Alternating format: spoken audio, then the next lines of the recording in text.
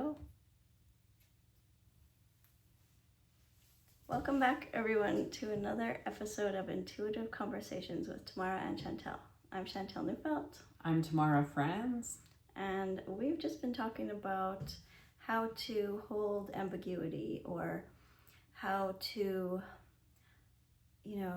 have this and that. So like in my life, I've noticed, especially lately, a lot of polarity with like ideas, and people are like, are you on this team or are you on this team? Are you this color of politics or that color of politics? And it's just like, why can't I take a bit of this good from here and a little bit of this good from there? And they're just like, no, well, then you're not on our team.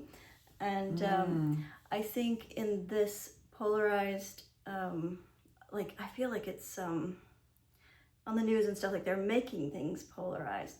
But if we're able to be like, yes, this is true, bad things are happening, and I can dance in the evening, what was that story where they said they had to fight in the daytime, but they were dancing in the evening, and that it just rang so true for me. I'm like, that is such a helpful thing. Yeah. Thinking, and even like just as a way of removing trauma from the body. I was walking in the park 2 or 3 days ago, and there was just this really thin layer of ice. It was early morning, so everything was still crisp and icy. And I just, my feet went out from under me and I landed right on my rump. And, you get up and the body's feeling the shock, right? So I walked, and even 10 minutes, 15 minutes later, my body was still feeling the shock of that. And so I just stopped and just kind of shook up and down on my heels, shook my arms out, and just did a lot of shaking. As a way of getting the energy out. And so I think a lot of us right now are carrying so much tension, not just because of things that are going on in the world, but just life is stressful. The pace of life, when I think back to the 70s when I was a kid, it just seems so innocent and slow paced. We didn't outside. Have phones in front of our faces all day. Like just this barrage of information coming at us all the time. I think it's true, the dancing, moving the body and finding ways to just kind of get rid of whatever's gotten stuck in our energy system throughout the day. And drumming. Probably be a good practice. Drumming and humming. I feel like, sound is like the next level of healing. It just has so many more benefits than we know of.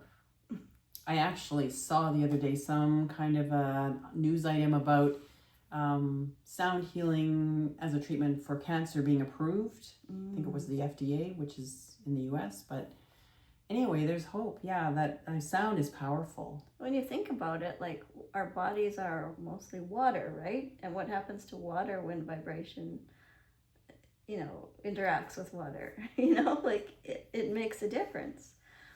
I'm thinking now of the sand on the kind of plate, and then there's the vibration. It has all of those different designs. Well, even Dr. Emoto in Japan, who did those experiments with water, when he had water in jars, and some of it he yelled at, and the other jar got loving words and everything, and then he took pictures of the crystals that were formed.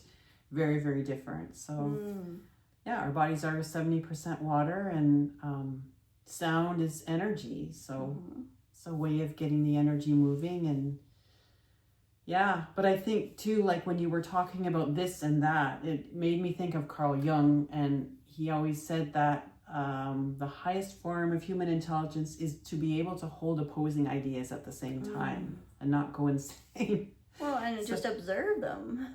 Yeah. Yeah.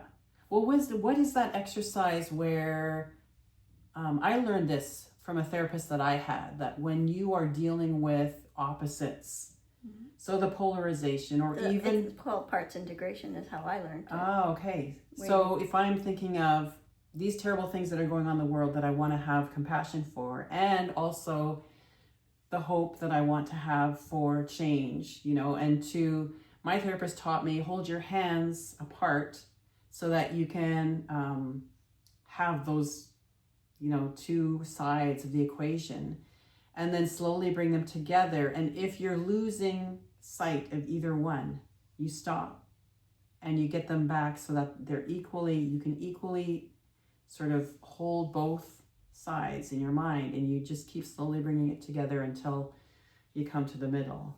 I love that. And that's alchemy, right? Yeah, like you're it bringing is. up, and then something new arises from the combining of those opposites. Mm-hmm. Well, and me with parts therapy and hypnosis and parts integration, usually there's, in a therapy session, there's a part that is in resistance to the change that the person wants to make. And so we bring out the resistance part on one hand and give it a color and a name and sometimes personify it. And then we bring out its opposite and have them have a conversation with each other, see how they can work together for your best happiness. And they do. And as they do, like, you know, in hypnosis, you have your eyes closed and they just automatically slowly come together. And then they make a whole new, you know, image, color, personification, or usually a beautiful symbol that comes from that, from the subconscious mind. And That's a great way of envisioning the new world that could arise. Right? I think more and more of us are ready for the shift into something new, something more life-giving, something that honors life and supports life and helps us to find fullness of life without needing to do it through stuff and consuming and all of that. Another thing that's coming to my mind is I applied for a new position at the place that I work, and so I have an interview next week, and always in these interviews they ask, like, what are your faults, like, or what are your weaknesses, what are your strengths, right? And the thing that I like to say is that every kind of weakness has a strength. So, like, you know, if you say I'm a people pleaser, well, I mean, that can be good too, right? It's a spectrum. You just want balance. Means of you the have people high social pleasing. intelligence. Yeah, you don't want to go overboard and like let everyone walk all over you, but you know, but for all of these things, you just need balance, and the way to get balance is to be able to hold ambiguity, to hold this and that, to be like, improv is like that. Improv is like you start out with an idea and then you go yes and blah blah blah, right? But you can't move on, or like energy can't really flow if you don't accept what is, if you're in resistance to what is. Yeah. So you first have to, like, you know, with the spiritual bypassing and everything, that is just like everything's rainbow, sunshine, butterflies. It doesn't look at the shadow and say, you know, the shadow is here, yes, and this. Yeah. Or like even on the way here, I was having a bit of tension in my head, so I was tapping away. I'm like, even though I feel blah blah blah, I still love and accept myself, you know. but in that thing, you accept what is, and then you're like, and I love myself, and I give myself what I need, and what do I need? Yeah, there's so much energy that goes into resisting a situation or resisting life as it is. Yeah, when you're not in resistance with something, when you're in acceptance to something, like it changes everything. It changes the energy.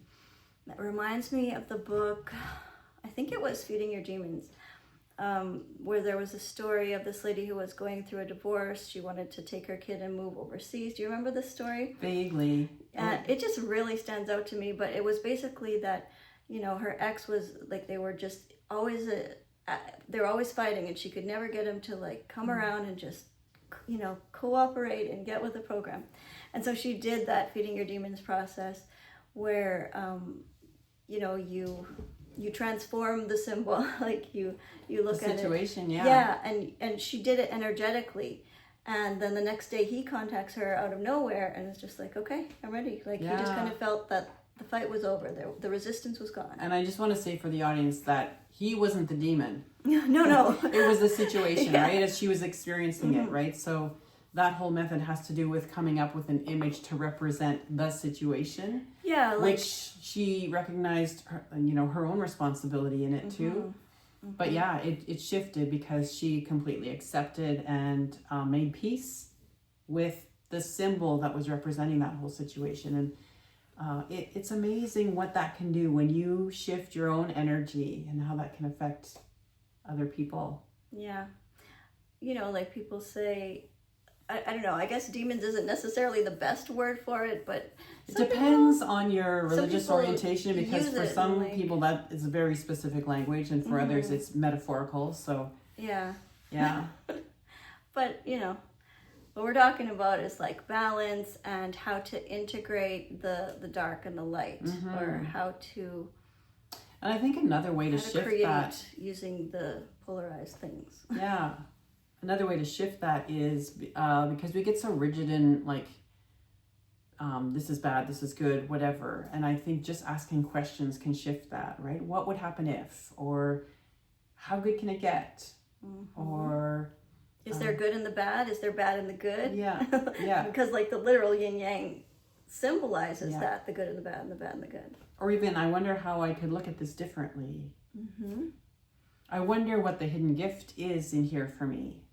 Well, there's always gold in every challenge, but most people skip the lesson and just go into resistance mode, and then you can't learn from it. But like every hard thing that we've ever been through has taught us something valuable, and we wouldn't be who we are today without that. So. Right. And I think too, like part of growing up as a humanity is saying, okay, look what's happening right now. How do we use this to grow forward? Right? If we don't want to keep sending our sons and daughters off to bomb people, if we don't want people to have their entire nations destroyed, what do we need to change? And even on a small scale, what do I need to change in myself? And sometimes the question I ask is, what beliefs am I supporting, or what beliefs are holding this whole thing together? Like if that belief wasn't so, everyone believing in it, what could happen? So I know lots of people sometimes think about like, oh, it's the person in power, it's their fault, or they're just placing blame on a person or an organization. But I really think it's the belief system that holds it all in place. Well, a person in power only has power as long as we let them have it, right? Because we are the multitude.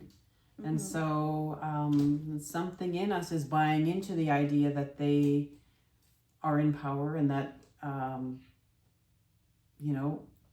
even if we're resisting what they represent, that resistance is keeping them in power, because it's an acknowledgement of, I don't like the way you're leading. I don't like the power that you're wielding over me. But what if I just disengage from that and say, if I stop participating? What if I stop spending my money on things that support that? Or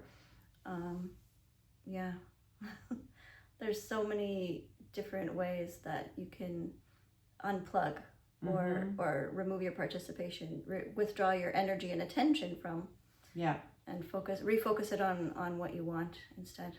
And I think that we're on the verge, or maybe we need to be on the verge of discovering really how much power we have, because it's our own empowerment. It's us giving our power away to these structures and these leaders that allows them to wield what they wield.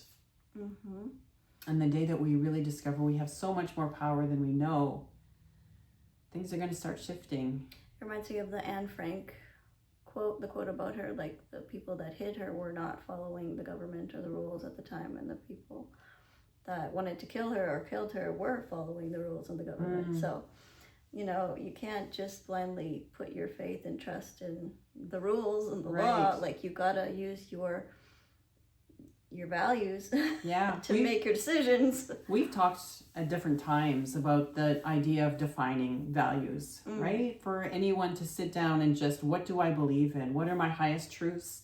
What do I want to represent with my life? And that's a way of anchoring yourself into integrity so that you can't be shaken from it. We talked even about the idea of writing your own manifesto, right? I like to write poetry, and in a way that's my manifesto. But what would it feel like to write your own manifesto in this time where the sands are shifting and it's not so much as coming unglued? What do you stand in? What roots you in your integrity? And how would you express that and put it up on a wall somewhere so that you can read it in the morning before you go off to work? It's powerful, especially if you read it out loud. I couldn't help but be struck. This is going back years now, but the whole January 6th thing, when there was the rioting on Capitol Hill and so many people were arrested, and you just heard one person after another say in court, oh, I just got caught up. I got caught up, I got swept along. Well, that's a result of actually not being clear right? If you haven't defined your values, if you don't know what you stand for, if you don't know what you really feel like you're rooted in, like so strong that you're like a tree that just stands and is deeply rooted and can't be moved, if you haven't taken time to sort that out, then we're much more liable to get swept away by the energy and the frenzy of the collective. Yeah, because it's about an intention. If you don't set an intention, someone's going to set it for you. Yeah. Another thing that I was thinking about, it was from Amanda Flaker, when she talks about empaths. A lot of the decisions that they make, they want to be a good person. They want to do the right thing, right? And so that's been kind of used against them over the years through religion and everything.